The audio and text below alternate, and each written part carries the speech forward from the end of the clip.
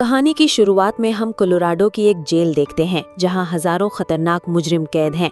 ये कोई आम जेल नहीं बल्कि एक ऐसी हाई सिक्योरिटी जेल है जिससे भागना नामुमकिन समझा जाता है, क्योंकि यहाँ 24 घंटे गार्ड्स कैदियों पर सख्त निगरानी रखते हैं और अगर किसी कैदी ने इस जेल से भागने की कोशिश की तो उसे ऐसी सजा दी जाती है कि बाकी कैदियों की भी यहाँ से भागने की हिम्मत खत्म हो जाती है। और तभी हम इस जेल में रे नाम के एक कैदी को देखते हैं। रे कोई आम कैदी नहीं बल्कि वो एक ऐसा मास्टरमाइंड कैदी है जो पिछले 14 वो जेल तोड़कर फरार हो चुका है और कई दिनों से यहाँ इस जेल से निकलने की प्लानिंग में लगा हुआ है। अब वो जेल के चारों तरफ नजर घुमाता है और जेल का सारा ढांचा समझ लेता है। फिर उसे मालूम होता है कि जेल का कौन सा हिस्सा कमजोर है। इसके बाद वो वापस अपने कोठरी में आता है और फरार होने की तैयारी शुरू कर देता है।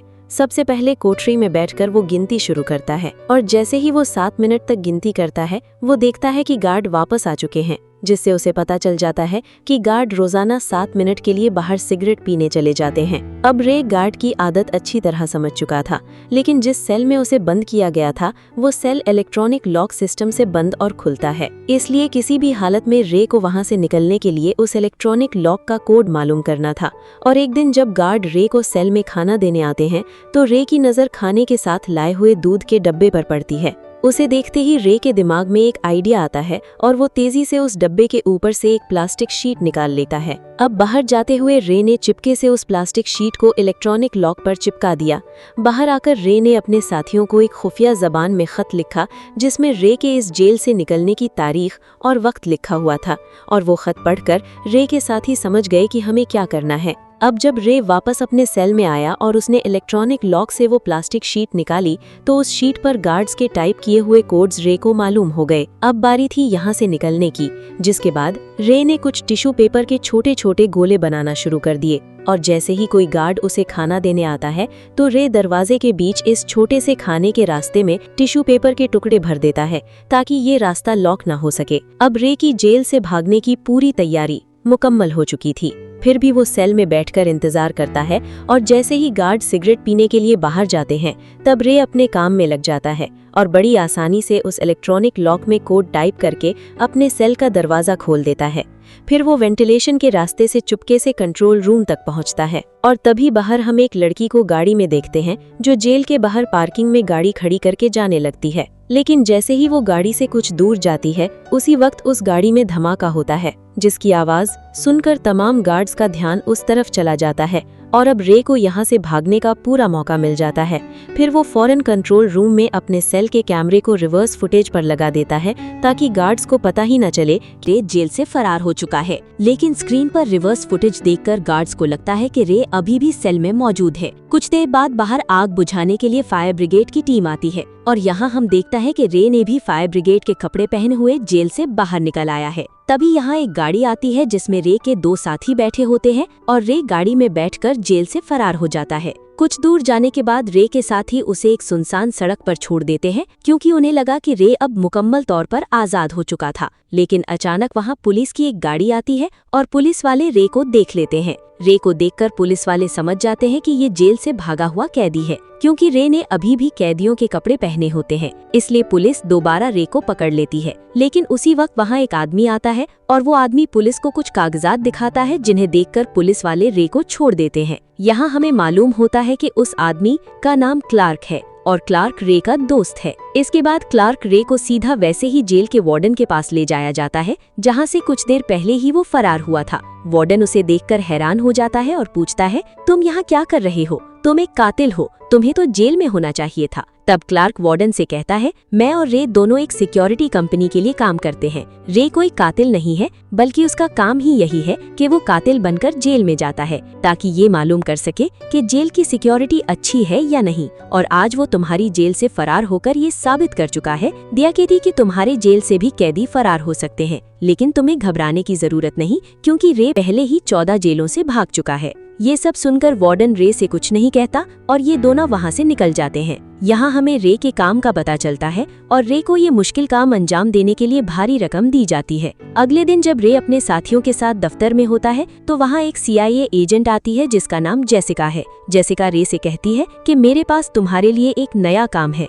और तुम्हें इस काम के दुगने पैसे दिए जाएंगे। वो रे को बताती है कि तुम्हें एक जेल में जाना होगा जिसे दुनिया का सबसे महफूज जेल समझा जाता है, लेकिन वो जेल एक खुफिया जगह पर बनाई गई है जिसके बारे में बहुत कम लोग जानते हैं कि वो जेल कहाँ है। इसलिए मैं चाहती हूँ कि तुम इस जेल में जाओ और साबित करो कि इस जेल से फरार मुमकिन है, क्योंकि ये काम तुम्हारे अलावा और कोई भी नहीं कर सकता। लेकिन तुम्हें दुगने पैसे देने की शर्त ये है कि जब तुम इस जेल में जाओगे तो तुम्हारी टीम तुम्हारी मदद नहीं कर सकती और किसी को भी पता नहीं चलेगा कि तुम कहाँ हो। ये सुनकर रे की टीम जेसिका का ये ऑफर रद्द कर देती है। तब वो लड़की रे को बहकाते हुए कहती है कि मैंने तुम्हारे बारे में बहुत कुछ सुना है, इसलिए अगर तुमने मेरा ये ऑफर रद्द कर दिया तो मैं समझ जाऊंगी कि तुम्हारी जो 14 जेलों से भागने वाली किताब है वो सब झूठ है। ये सुनकर रे चिढ़ जाता है और उस लड़की को ऑफर कबूल कर लेता है। ऑफर कबूल करने के बाद वो लड़की रे को पूरी प्लानिंग समझाती है और कहती है कि इस जेल में तुम्हारा नाम एंथनी होगा और तुम एक स्मगलर के केस में जेल चले जाओगे।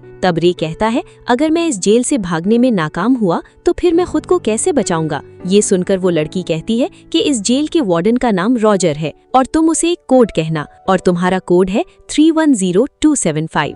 ये कोड सुनकर वार्डन को पता चल जाएगा कि तुम हुकूमत की तरफ से यहाँ आए हो, इसलिए वार्डन तुम्हें जेल से छोड़ देगा। लेकिन अब जेल में जाने से पहले रे की टीम चुपके से रे की बॉडी में एक ट्रैकर लगा देती है ताकि उन्हें उसकी लोकेशन का पता चल सके। इस दौरान जैसे ही रे मार्केट के दरमियान पहुंचता है, वहां एक काला रंग की गाड़ी आती है और उस गाड़ी से मास्क पहने हुए कुछ लोग निकलकर रे को पकड़कर गाड़ी में डाल देते हैं और वो लोग सबसे पहले रे के जिस्म के उस हिस्से को निकाल देते हैं जहां ट्रैकर लगा था, जैसे उन्हें पहले ही से मालूम हो कि रे के जिस्म में ट्रैकर लगा है। और अब रे की टीम ये नहीं जान पाएगी कि रे कहाँ है, क्योंकि उन्हें रे का सिग्नल नहीं मिल रहा होता। इसके बाद गाड़ी वो लोग रे को बेहोश कर देते हैं और जब रे की होश आती है तो वो अपने आप को ऐसी जेल में पाता है जहाँ कोई दीवारें नहीं होती। ये एक अलग किस्म की जेल होती है। यहाँ सब कैदी शीशे के सेल में बंद होते हैं और हर कैदी पर ड्रोन की मदद से नज़र रखी जाती है। जो गार्ड्स होते हैं वो सब अपने चेहरों पर काले रंग के मास्क पहने होते हैं, यानी कभी पता नहीं चलता कि कौन सा गार्ड कब और किस ड्यूटी पर आता है। ये सब देखकर रे घबरा जाता है और समझ जाता है यहाँ से निकलना आसान नहीं है। इसलिए रे मायूस होकर जेल के वार्डन के पास जाता है और उसे वार्डन मार्श कहकर पुकारता है। तब जेल का वार्डन कहता है कि मेरा नाम मार्श नहीं बल्कि मेरा नाम हॉब्स है और यहाँ पर मार्श नाम का कोई वार्डन नहीं है। ये सुनकर रे समझ जाता है कि यहाँ कुछ तो गड़बड़ ज़रूर है। इसलिए वो जेल के वार्डन को अपना कोड बताते हुए कहता है कि मेरा कोड है 310275। तब वार्डन कहता है कि तुम जो कुछ भी कह रहे हो मुझे इसके बारे में कुछ भी मालूम नहीं, बस मुझे इतना पता है कि मुझे तुम्हें यहाँ रखने के पैसे दिए जाते हैं और अब तुम्हें अपनी पूरी जिंदगी यहीं गुजारनी होगी। ये सुनकर रे समझ जाता है कि मुझे फंसाया गया है। इसके बाद रे को दोबारा उसके शीशे के सेल में ले जाया जाता है और अगले दिन ऐलान होता है कि इस जेल में एक नया कैदी आया है जिसका नाम एंथनी है। ये नाम सुनकर इस जेल में माइकल नाम का एक कैदी होता है और माइकल एंथनी का नाम सुनकर खबरदार हो जाता है। फिर एंथनी यानी रे बाकी कैदियों के दरमियान आ जाता है। तब रे नया कैदी होने की वजह से बाकी पुराने कैदी उसे घूरने लगते हैं और फिर कुछ कैदी रे पर हमला कर देते हैं, लेकिन रे खुद को बचाते हुए उनसे लड़ने लगता है। मगर रे अकेला था और बाकी कैदी बहुत सारे थे, इसलिए जब कैदी रे को मारने के लिए आगे बढ़ते हैं तभी यहाँ माइकल आ जाता है और कहता है कि अगर किसी ने भी एंथनी को हाथ लगाने की कोशिश की तो मैं उसकी जान ले लूँगा। ये सुनकर सारे कैदी पीछे हट जाते हैं क्योंकि माइकल यहाँ का सबसे पुराना कैदी है और सब माइकल से डरते हैं। इसके बाद माइकल रे के पास आता है और उससे हाथ मिलाता है। तब रे माइकल का शुक्रिया अदा करता है कि उसने उसकी मदद की। अब रे समझ जाता है कि अगर उसे इस जेल से निकलना है तो उसे यहाँ अपना कोई दोस्त बनाना होगा, इसलिए रे माइकल का दोस्त बन जाता है। इसके बाद रे जेल के हर कोने को गौर से देखने लगता है और यहाँ से फरार का रास्ता तलाश करने की कोशिश करता है। तब अचानक उसकी नज़र एक आइसोलेशन सेल पर पड़ती है। ये वो खतरनाक सेल होती है जहाँ उन कैदियों को रखा जाता है जिन्होंने जेल के कवानीन तोड़े होते हैं। ऐसे में माइकल की नज़र भी रे पर पड़ती है और माइकल देखता है कि रे जेल के हर कोने को बड़ी तवज्जो से देख रहा है। ये देखकर माइकल रे के पास आता है और उसे कहता है कि मैं तुम्हारी किसी भी मदद कर सकता हूँ। तब रे माइकल से कहता है कि मुझे इस आइसोलेशन सेल में जाना है। ये सुनकर माइकल कहता है कि ठीक है, वहाँ जाना तो बहुत आसान है। ये कहते ही माइकल रे पर हमला कर देता है और दोनों के दरमियान लड़ाई शुरू हो जाती है। तब लड़ाई के दौरान गार्ड आकर उन्हें पकड़ लेते हैं और जेल का वार्डन कहता है कि दोनों को आइसोलेशन बॉक्स में डाल दो, जहाँ पर रे जाना चाहता था। इसके बाद दोनों को आइसोलेशन बॉक्स में डाल दिया जाता है और फिर यहाँ इन पर तेज़ रोशनी डाल दी जाती है, जिससे निकलने वाली गर्मी के बायस इनकी हालत ख़राब हो जाती है और ये दोनों ज़मीन की तरफ सर झुकाकर बैठ जाते हैं। तब यहाँ रे नोटिस करता है कि नीचे एक बड़ी लोहे की प्लेट लगी हुई है, जिसे नट बोल्ट से फिट किया गया है। फिर इतनी गर्मी वाली जगह में रात गुजारने के बाद अगली सुबह इनकी हालत देखने के लिए एक डॉक्टर आकर दरवाज़ा खोलता है। तब यहाँ रे उस डॉक्टर से पूछता है कि ये कौन सी जगह है और हम कहाँ हैं। लेकिन वो डॉक्टर रे की बात का कोई जवाब नहीं देता और तभी ऊपर से गार्ड देख लेता है कि रे डॉक्टर से बात करने की कोशिश कर रहा है। फिर वो गार्ड डॉक्टर के पास आता है और पूछता है कि रे ने तुमसे क्या कहा, जिसके जवाब में डॉक्टर झूठ बोल देता है और गार्ड से कहता है कि रे ने मुझसे कहा कि रात भर गर्मी की वजह से मेरा जिस्म कितनी ज्यादा पानी खो चुका है। ये सब कुछ दूर खड़ा रे सुन लेता है, जिससे रे समझ जाता है कि ये डॉक्टर एक अच्छा इंसान है। अगले दिन माइकल रे के साथ खाने की मेज पर बैठकर उससे पूछता है कि कल आइसोलेशन बॉक्स में जाने के बाद तुम्हें क्या मालूम हुआ। तब रे बताता है कि ये जेल समुद्र के किनारे है, क्योंकि यहाँ की हवा में बहुत ज्यादा नमी है और कल जब हम दोनों आइसोलेशन बॉक्स में बंद थे तो मुझे बॉक्स के नीचे लोहे की प्लेट नजर आई जो नट बोल्ट से जमी हुई थी। अगर मुझे कोई लोहे का टुकड़ा मिल जाए तो मैं उस लोहे से आइसोलेशन बॉक्स की प्लेट खोलकर इस जेल से निकल सकता हूँ। तब माइकल कहता है कि लोहे का टुकड़ा मैं ले आऊंगा और अगले दिन जेल वार्डन माइकल को अपने पास बुलाता है और वार्डन माइकल से विक्टर नाम के एक आदमी के बारे में पूछता है, लेकिन माइकल वार्डन को विक्टर के बारे में कुछ भी नहीं बताता। तब वार्डन गुस्से में आकर माइकल को टॉर्चर करने लगता है, लेकिन माइकल कुछ भी बताने के लिए तैयार नहीं था और मौका मिलते ही माइकल चुपके से एक लोहे का टुकड़ा चुरा लेता है। यहाँ हमें पता चलता है कि माइकल यहाँ आने की वजह यही थी। इसके बाद माइकल सीधा रे के पास जाता है और उसे चुपके से वो लोहे का टुकड़ा दे देता है। लोहे का टुकड़ा मिलने पर रे बहुत खुश हो जाता है और समझ जाता है कि ये लोहे का टुकड़ा माइकल ने अपनी जान पर खेल कर हासिल किया है। यहाँ दोनों के दरमियान बातचीत शुरू हो जाती है। तब रे माइकल से पूछता है कि तुम यहाँ कैसे आए, जिस पर माइकल जवाब देता है कि मैं यहाँ बेगुनाह सजा काट रहा हूँ, मैंने कोई जुर्म नहीं किया और मुझे यहाँ इसलिए बंद किया गया है क्योंकि मैं विक्टर नाम के आदमी के लिए काम करता था और विक्टर अमीरों को लूटकर गरीबों में पैसे बांटता है और अब चूंकि मैं विक्टर के लिए काम करता था इसलिए ये लोग मुझसे विक्टर का पता मालूम करना चाहते हैं ताकि वो विक्टर को पकड़ के उसका सारा पैसा छीन ले, लेकिन मैं कभी भी उन्हें विक्टर का पता नहीं दूंगा।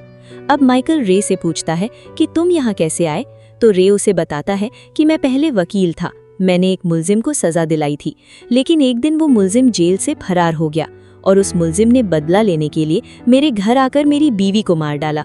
मेरी बीवी के मारे जाने के बाद मेरी जिंदगी बर्बाद हो गई और बस इसी दिन से मैंने ठान ली कि मुल्जिम को सजा दूंगा। बस सजा देना काफी नहीं बल्कि इन जेलों की सिक्योरिटी चेक करना भी जरूरी है जहां मुजरिम रहते हैं। इसीलिए अब मैं एक सिक्योरिटी कंपनी के लिए काम करता हूं और पिछले 4 सालों में मैं 14 जेलों से फरार हो चुका हूं। ये सब इसलिए करता हूं ताकि कोई मुजरिम दोबारा जेल से बाहर निकलकर किसी वकील के खानदान को नुकसान न पहुंचा सके। लेकिन अब मैं यहाँ फंस चुका हूँ क्योंकि 14 जेलों से फरार होने पर जो किताब मैंने लिखी थी वो इस जेल के वार्डन के पास है और वार्डन ने मेरी किताब पढ़कर उन 14 जेलों के वार्डन्स की गलतियां समझ ली हैं। इस जेल के वार्डन ने वो तमाम गलतियां दुरुस्त करके ये जेल बनाई है, इसलिए इस जेल से फरार होना बहुत ही मुश्किल है। लेकिन अच्छी बात यह है कि वार्डन को अभी तक ये मालूम नहीं कि मैं ही वो बंदा हूँ जो 14 जेलें तोड़कर फरार हुआ हूँ, बल्कि वो मुझे एक कैदी एंथनी समझता है। फिर माइकल कहता है कि यहाँ मेरे और तुम्हारे जैसे जितने भी कैदी इस जेल में हैं वो सब बेगुनाह है। ये जेल हुकूमत की तरफ से नहीं बनाई गई बल्कि एक प्राइवेट जेल है। यहाँ लोग वार्डन को पैसे देकर अपने दुश्मनों को संभालते हैं। अब यहाँ माइकल रे से कहता है कि लोहे का टुकड़ा तो मैं तुम्हें दे चुका हूँ, अब हमें अगले क्या करना होगा। तब रे माइकल से कहता है कि हमें दोनों को दोबारा आइसोलेशन बॉक्स में जाना पड़ेगा। ये सुनकर माइकल साफ इनकार कर देता है और कहता है वहाँ बहुत ज्यादा गर्मी होती है। तब रे कहता है कि अगर तुम्हें यहाँ से निकलना है तो तुम्हें ये करना होगा। अब यहाँ माइकल मान जाता है, लेकिन वो रे से कहता है कि अगर मैं यहाँ से बाहर ना निकला तो मैं तुम्हें यहाँ ही जेल में मार डालूंगा। अब यहाँ रे माइकल को अपना प्लान समझाने लगता है और बताता है कि जब हम दोनों इस आइसोलेशन बॉक्स में जाएंगे तो तुम्हें जोर जोर से चिल्लाना है, जिससे जो गार्ड सीसीटीवी स्क्रीन से हमारी निगरानी कर रहे होंगे उन सब का ध्यान तुम्हारी तरफ चला जाएगा और मैं मौका पकड़ के आइसोलेशन बॉक्स के नीचे की प्लेट खोल दूंगा और वहां से बाहर निकल कर देखूंगा कि हम कहाँ हैं। माइकल को रे का प्लान ठीक लगता है। इसके बाद माइकल खड़ा होकर एक कैदी को बुरा भला कहने शुरू कर देता है और वो कैदी, इसका नाम जावेद है। ये सब सुनकर जावेद के साथी माइकल और रे पर हमला कर देते हैं और यहाँ लड़ाई शुरू हो जाती है। लड़ाई के दौरान रे चुपके से टेबल से एक रोटी उठाकर अपने पास रख लेता है। तभी गार्ड्स आ जाते हैं और उन सबको अलग अलग आइसोलेशन बॉक्स में बंद कर देते हैं। बॉक्स में जाने के बाद वहाँ तेज लाइट जल जाती है। लाइट जलते ही माइकल जोर जोर से चिल्लाने लगता है, जिससे सारे गार्ड्स की तवज्जो माइकल की तरफ चली जाती है और रे मौके को भांपकर अपनी जेब से रोटी निकाल लेता है। वो चबाने लगता है और फिर वो रोटी मुंह से निकालकर ऊपर कैमरे पर चिपका देता है, जिससे गार्ड्स को रे के सेल में कुछ दिखाई नहीं देता। रे एक एक करके नीचे वाली प्लेट से सारे नट बोल्ट निकाल लेता है। फिर वो प्लेट हटाकर नीचे वाली राह में चला जाता है। कुछ दूर जाने के बाद रे को वेंटिलेशन का रास्ता मिलता है, जहाँ वो पाइपों पर चढ़ने लगता है। जब वो ऊपर चढ़ रहा होता है तो गलती से एक पाइप टूट जाती है, जिससे प्रेशर की वजह से पानी निकलने लगता है और वो पानी नीचे जमा होने लगता है। अब रे किसी तरह करके ऊपर के दरवाजे तक पहुंचता है और जब वो इस दरवाजे को खोलकर अपना सर बाहर निकालता है तो उसकी आंखें हैरत से फटी की फटी रह जाती हैं, क्योंकि रे को चारों तरफ समंदर का पानी ही दिखाई दे रहा था और ये जेल एक बहुत बड़े जहाज के अंदर बनाई गई थी। ये सब देखकर रे बिल्कुल टूट जाता है, क्योंकि अब वो यहाँ से भाग नहीं सकता था और उसे समझ आ जाता है कि अगर वो पानी में कूदकर यहाँ से निकलने की कोशिश करेगा तो वो मर जाएगा। अब रे जल्दी से वापस अपने सेल की तरफ जाता है, क्योंकि वो समझ गया था कि पाइप टूटने की वजह से सेल में पानी भरना शुरू हो गया होगा। और दूसरी तरफ हम देखते हैं कि आइसोलेशन बॉक्स में जितने भी कैदी बंद हैं वहाँ पानी भरना शुरू हो गया है। इसीलिए रे जल्दी से पाइप के जरिए नीचे उतरने लगता है, लेकिन इसी वक्त उसका पाँव फिसल जाता है, जिसकी वजह से वो नीचे गिर जाता है। मगर अच्छी बात ये थी कि पाइप से निकलने वाले पानी की वजह से नीचे बहुत सारा पानी जमा हो चुका था, जिसकी वजह से रे को कोई चोट नहीं आती।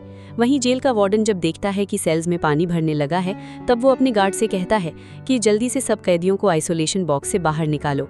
इसके बाद गार्ड्स एक एक करके सब कैदियों को बाहर निकालने लगते हैं और इससे पहले कि वो रे के बॉक्स का दरवाजा खोले, रे अपने बॉक्स में पहुंच जाता है और वो फौरन वापस उस प्लेट लगाकर उस पर नट बोल्ट फिट कर देता है। साथ ही साथ उसने कैमरा पर जो रोटी लगाई थी वो भी हटा देता है और फिर गार्ड्स बॉक्स का दरवाजा खोलकर रे को बाहर निकाल लेते हैं। वहीं दूसरी तरफ रे की जो टीम होती है वो रे के लिए परेशान होती है, इसीलिए रे की टीम क्लार्क के दफ्तर जाती है और उसे रे के बारे में मालूम करने को कहती है। तब क्लार्क कहता है कि तुम दोनों फिक्र मत करो, मैंने एक बंदे को रे को ढूंढने का काम दे दिया है और रे जल्द ही मिल जाएगा। अब जब रे की टीम चली जाती है, क्लार्क सीधा वार्डन को कॉल करता है और क्लार्क वार्डन से कहता है कि तुम्हारी जेल में एंथनी नाम का एक कैदी है। एंथनी कोई आम कैदी नहीं, बल्कि वो दुनिया का सबसे होशियार आदमी है, जिसने पिछले 14 जेलों से फरार पाया है और उसने 14 जेलों से फरार होने पर एक किताब भी बनाई है। फिर वार्डन क्लार्क से कहता है कि जिस आदमी ने 14 जेलों से भागकर किताब लिखी है उसका नाम तो रे है। ये सुनकर क्लार्क मुस्कुराहट देता है और वार्डन से कहता है कि तुम्हारी जेल में एंथनी नाम का जो कैदी है वही दरअसल रे है और उसने अपना नाम बदलकर तुम्हारी जेल को तोड़कर भागना चाहता है। इसके बाद दोनों का राब्ता खत्म हो जाता है और हमें पता चलता है कि रे के अपने ही साथी क्लार्क ने उसे इस जेल में फंसाया है और क्लार्क अकेला ही रे की कंपनी का मालिक बनना चाहता है। दूसरी तरफ वार्डन रे की हकीकत जान चुका होता है, इसीलिए वार्डन अपना एक गार्ड रे के सेल की तरफ भेज देता है और वो गार्ड पूरी रात सेल की दीवार के साथ लाठी मारकर रे को सोने नहीं देता। सुबह होते ही वो गार्ड रे को जबरदस्ती मारने लगता है और रे को इतना मारा पीटा जाता है कि उसकी हालत बिगड़ जाती है। रे को इतना ज्यादती और तकलीफ दी जाती है कि वो मुकम्मल तौर पर टूट जाता है और यहाँ से फरार होने का सोचना ही छोड़ देता है, क्योंकि एक तो उसके साथ बहुत बुरा बर्ताव हो रहा था और दूसरा रे खुद भी बाहर जाकर देखा तो पता चला कि ये जेल समंदर के बीचों बीच एक जहाज पर बनी है। इसलिए रे समझ जाता है कि यहाँ से भागना नामुमकिन है। और अगले दिन जब रे माइकल से मिलता है तो माइकल रे से पूछता है कि तुमने बाहर क्या देखा। रे बताता है कि ये कोई आम जेल नहीं, बल्कि ये जेल एक समंदर के बीचों बीच एक बड़े जहाज पर बनी है। किसी को मालूम नहीं कि हम कहाँ हैं, इसलिए मेरी तरह तुम भी अपने दिमाग से यहाँ यहाँ से भागने का ख्याल निकाल दो। तब माइकल रे को हौसला देता है और कहता है कि तुम्हें हिम्मत नहीं हारनी चाहिए। जिन लोगों ने यहाँ तुम्हें फंसाया है उनसे तुम्हें बदला लेना होगा, और यहाँ इस तरह की जिंदगी गुजारने से बेहतर है कि तुम कम से कम एक बार यहाँ से भाग कर तो देखो। ये सुनकर रे के दिल में एक बार फिर यहाँ से फरार का जज्बा जाग उठता है और दोनों आगे की मंसूबाबंदी शुरू कर देते हैं। अब सबसे पहले उन्हें ये मालूम करना था कि ये लोग समंदर के किस इलाके में हैं। ये जानने के लिए माइकल जानबूझकर रे को जख्मी कर देता है और फिर रे अपने जख्म की मरहम पट्टी करने लगता है। डॉक्टर के पास जाता है और रे डॉक्टर से पूछता है कि आपको हमें बताना होगा कि हम लोग कहाँ हैं, लेकिन डॉक्टर उसे कुछ नहीं बताता। और जब मौका मिलता है तो रे वहाँ से एक सफ़ेद चादर चुरा लेता है। फिर वो माइकल के पास आता है और दोनों एक कैदी से चश्मा लेकर उस सफ़ेद चादर से एक डिवाइस बना लेते हैं। ये एक ऐसी डिवाइस होती है जिससे उन्हें पता चल सकता है कि वो इस वक्त कहाँ है। लेकिन रे कहता है कि इसके लिए हमें रात को शिप की छत पर जाना होगा और आसमान में तारों की मदद से हम ये जान सकते हैं कि इस वक्त हम कहाँ पर हैं। अभी ये दोनों बातें कर ही रहे होते हैं कि अचानक वहां 2 गार्ड आ जाते हैं और वो गार्ड दोनों को एक साथ देखकर मारने लगते हैं, क्योंकि ऊपर कैमरे से वार्डन ने ये दोनों एक साथ देख लिए थे और वार्डन समझ गया था कि ये दोनों यहां से भागने की प्लानिंग कर रहे हैं। फिर रे को वार्डन के रूम में ले जाया जाता है, जहां वार्डन रे से कहता है कि मुझे पता चल गया है कि तुम्हारा नाम एंथनी नहीं बल्कि रे है। तुम वो आदमी हो जो पिछले 14 जेलों को तोड़कर भाग चुके हो, और तुम इन 14 जेलों से कैसे भागे इस पर तुमने एक किताब भी लिखी है, और मैंने तुम्हारी किताब की बुनियाद पर ये पूरी जेल बनाई है, इसलिए यहाँ से कोई भी नहीं भाग सकता। तब रे वार्डन से कहता है कि अगर तुम्हें मेरे बारे में पता चल गया है तो मुझे यहाँ से जाने दो, क्योंकि तुम जानते हो कि मैं बेगुनाह हूँ। जिस पर वार्डन कहता है कि मैं तुम्हें यहाँ से क्यों जाने दूँ, मुझे तुम्हें यहाँ रखने का पैसा मिल रहा है। तब रे वार्डन से कहता है कि मैं तुम्हें एक ऐसा राज बता सकता हूँ जिससे तुम्हें बहुत सारे पैसे मिल सकते हैं। तब वार्डन कहता है कि बताओ कौन सा राज है। और रे वार्डन को लालच देकर कहता है कि मेरी माइकल के साथ काफ़ी अच्छी दोस्ती हो गई है और वो मुझ पर पूरा भरोसा करने लगा है, इसीलिए मैं तुम्हें बता सकता हूँ कि विक्टर कहाँ है, लेकिन बदले में तुम्हें मुझे छोड़ना होगा। ये सुनकर वार्डन ज़्यादा पैसा कमाने के लालच में रे की बात मान लेता है और अब वार्डन रे और माइकल को एक साथ बैठने पर कुछ नहीं कहता। और जब भी वार्डन रे को विक्टर की मालूमात देने के लिए बुलाता है तो रे वार्डन को गलत मालूमात देकर चला जाता है, और ये सब रे ने माइकल को भी बताया होता है। मैंने वार्डन को विक्टर बताने का सौदा किया है। अब ये दोनों की प्लानिंग बहुत अच्छी चल रही थी, अब सिर्फ ये देखना था कि इन लोगों का पता चल सके कि वो कहाँ है। तब माइकल कहता है कि मैंने एक डिवाइस बनाई है जिससे हमारी लोकेशन पकड़ी जा सकती है। वो डिवाइस तुम जावेद को दे दो। जावेद पर कभी शक नहीं किया जाएगा, क्योंकि जावेद और ये लोग पहले भी कई दफ़ा लड़ चुके हैं। इसके बाद माइकल जावेद के पास जाता है और पूछता है, क्या तुम यहाँ से भागना चाहोगे? तो जावेद हाँ में जवाब देता है। ये लोग जावेद को अपनी टीम में शामिल कर लेते हैं और इसे पूरा प्लान समझा देते हैं। इसके बाद जावेद सीधा वार्डन के पास जाता है और कहता है कि जेल में कुछ ऐसे कैदी हैं जो यहाँ से भागने की साजिश कर रहे हैं, तो अगर तुम मुझे अपना जासूस बना लो तो मैं तुम्हें इन कैदियों के नाम और उनके मंसूबे के बारे में बता सकता हूँ, लेकिन शर्त ये है कि तुम मुझे खुले आसमान के नीचे नमाज पढ़ने दो। वार्डन इस बात को मान लेता है, और जब जावेद खुले आसमान के नीचे जाता है तो वो ऊपर तारों को देख रहा होता है, इसीलिए वो डिवाइस पर निशान लगा देता है। इसके बाद जावेद वो डिवाइस रे को दे देता है, जिसे देखकर रे को पता चल जाता है कि ये जहाज अटलांटिक ओशन में है और ये जहाज मराकश के करीब है। ये सुनकर माइकल कहता है कि मराकश में मेरा एक दोस्त है जो मुझे जानता है और वो हमारी मदद ज़रूर करेगा, लेकिन सबसे बड़ी मुश्किल ये है कि हम उसे कैसे इत्तला पहुंचाएं कि हम यहाँ हैं। तब रे कहता है कि ये काम मैं कर सकता हूँ, और रे सीधा डॉक्टर के पास जाता है और डॉक्टर से कहता है कि तुम जानते हो कि मैं यहाँ बेगुनाह सजा भुगत रहा हूँ, इसीलिए तुम्हें हमारी मदद करनी होगी। अपोलो डॉक्टर रे की मदद करने के लिए तैयार नहीं होता, लेकिन रे के बार बार कहने पर डॉक्टर उसकी मदद करने पर राजी हो जाता है। फिर डॉक्टर सीधा कंट्रोल रूम में जाकर माइकल के साथी को मैसेज भेज देता है और साथ साथ वक्त भी बता देता है कि तुम्हें इस वक्त यहाँ पहुँचना है। दूसरी तरफ जावेद वार्डन को बता देता है कि कल रे यहाँ से भागने वाला है और जाने से पहले रे ब्लॉक सी में झगड़ा करवाएगा। ये बात सुनकर वार्डन रे पर नजर रखने लगता है और ब्लॉक सी यानी जहाँ झगड़ा होने वाला होता है वहाँ वार्डन तमाम गार्ड्स को भेज देता है। जैसे ही सुबह होती है तो झगड़ा ब्लॉक सी में नहीं बल्कि ब्लॉक ए में होता है, यानी जावेद ने वार्डन से झूठ बोला था और ये तीनों का प्लान था। इस मौके का फायदा उठाते हुए ब्लॉक ए से माइकल, रे और जावेद तीनों ऊपर की तरफ भागना शुरू करते हैं। लेकिन इससे पहले कि ये तीनों वहां से निकल पाते, ये बात वार्डन को मालूम हो जाती है और वार्डन जेल के तमाम दरवाजे बंद कर देता है, जिसकी वजह से ये तीनों अंदर फंस जाते हैं। यहाँ रे जल्दी से कैमरे के वायर काटकर सब कैमरे बंद कर देता है, लेकिन कैमरा बंद होने के बावजूद भी गार्ड्स उन तक पहुंच जाते हैं और गार्ड्स उन पर फायरिंग शुरू कर देते हैं। अब ये लोग अपनी जान बचाते हुए वहां से भागने लगते हैं, लेकिन इस दौरान एक गोली जावेद को लग जाती है, जिससे वो बुरी तरह जख्मी हो जाता है। अब ये लोग जवाब में फायरिंग करते हुए सारे गार्ड्स को मार देते हैं और रे भी समझ नहीं पा रहा होता कि क्या हो रहा है। कैमरा बंद करने के बावजूद भी गार्ड्स हम तक कैसे पहुंच रहे हैं। तभी यहाँ रे को एक मोशन डिटेक्टर नजर आता है, जिसे देखकर रे फौरन उस मोशन डिटेक्टर को खराब कर देता है। अब वार्डन को इन तीनों का सिग्नल आना बंद हो जाता है। यहाँ रे माइकल से कहता है कि अगर हम तीनों को यहाँ से निकलना है तो सबसे पहले हमें जहाज का इंजन बंद करना होगा, तब जाकर ऊपर का दरवाजा खुलेगा। इसलिए मैं जहाज का इंजन बंद करने जा रहा हूँ और इंजन बंद होते ही तुम्हारे लिए ऊपर छत का दरवाजा खुल जाएगा, जिसके बाद तुम जावेद को अपने साथ लेकर ऊपर शिप पर चले जाना। तब माइकल कहता है तुम्हारा क्या होगा, तुम यहाँ से कैसे निकलोगे? जिस पर रे जवाब देता है कि मेरे लिए परेशान मत हो, मेरे पास प्लान बी है जो मैं यहाँ से निकलने के लिए इस्तेमाल करूंगा। ये कहते हुए रे शिप के इंजन को बंद करने के लिए निकल पड़ता है और यहाँ माइकल जावेद को हिम्मत दिलाकर आगे बढ़ने को कहता है। लेकिन जावेद कहता है कि मैं अब और आगे नहीं बढ़ सकता, क्योंकि गोली लगने की वजह से मेरा बहुत ज्यादा खून बह चुका है, इसलिए मैं जिंदा नहीं बचूंगा। बस जाने से पहले मुझे अपनी बंदूक दे दो। फिर माइकल जावेद को अपनी बंदूक दे देता है और अपनी मर्जी के बगैर जावेद को अकेला छोड़कर छत की तरफ निकल पड़ता है। वहां जब गार्ड्स आते हैं तो जावेद उन सब पर गोलियां चलाने लगता है और बहादुरी से उनका मुकाबला करता है, लेकिन आखिर में गार्ड्स जावेद को गोलियों से छलनी कर देते हैं। वहीं दूसरी तरफ रे इंजन बंद कर देता है और जैसे ही इंजन बंद होता है, माइकल ऊपर वाले दरवाजे को खोल देता है और जहाज पर चढ़ जाता है। तभी वहां माइकल के साथी भी हेलीकॉप्टर लेके पहुंच जाते हैं और हेलीकॉप्टर में मौजूद माइकल के साथी नीचे जहाज पर मौजूद गार्ड्स पर गोलियां चलाना शुरू कर देते हैं। माइकल दौड़ता हुआ हेलीकॉप्टर तक पहुंच जाता है। हेलीकॉप्टर तक पहुंचकर माइकल बंदूक उठाकर उन गार्ड्स पर फायर करता है जो उसका पीछा कर रहे होते हैं और उन्हें मार देता है। अब हेलीकॉप्टर का पायलट माइकल से कहता है कि जल्दी से हेलीकॉप्टर में बैठो, हमें यहाँ से निकलना होगा। लेकिन माइकल पायलट को अपने साथ वाले रे का इंतजार करने को कहता है। वहीं दूसरी तरफ नीचे जहाज में रे फंसा हुआ होता है और वो एक टैंक के अंदर छुपा होता है। वार्डन उसे चारों जानिब ढूंढ रहा होता है और तब वार्डन को पता चल जाता है कि रे टैंक के अंदर छुपा है।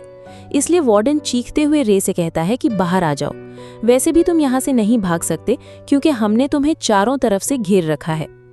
तब एक गार्ड जहाज का इंजन ऑन कर देता है, जिसकी वजह से टैंक के अंदर पानी भरना शुरू हो जाता है। असल में ये जहाज का स्टेबलाइजर टैंक होता है और जब ये मुकम्मल तौर पर भर जाता है, जब पानी टैंक में भरना शुरू होता है तो ये इजाफी पानी जहाज के नीचे से बाहर फेंक देता है और तभी वार्डन को समझ आ जाता है कि जैसे ही टैंक भर जाएगा, पानी के साथ रे जहाज से बाहर निकल जाएगा। लेकिन अब भी सब कुछ जानने के बावजूद वार्डन कुछ नहीं कर पाता और जैसे ही टैंक भर जाता है, पानी का प्रेशर रे को जहाज के बाहर फेंक देता है।